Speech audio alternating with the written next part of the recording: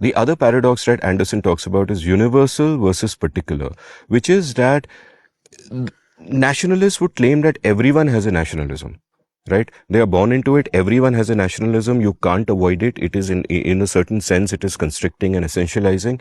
And at the same time, everyone's nationalism is different.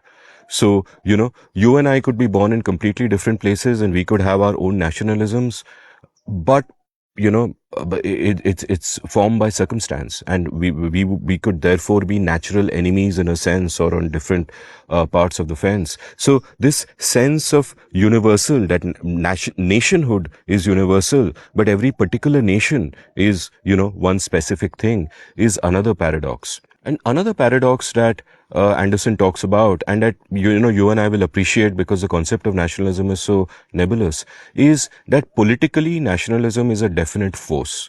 Right? We can look at the history of the world and see how it has been shaped by nationalism. And yet when we try to define nationalism, it becomes very nebulous. There are no great thinkers of nationalism. We can talk about the great thinkers of liberalism like Locke and Smith and so on. We can talk about the thinkers of socialism like Marx and Engels and Lenin and so on. But there are no thinkers on nationalism per se. It is something a little bit amorphous that isn't quite there, and that is hard to pin down. And that also makes it sort of difficult to talk about, and in some ways difficult to oppose.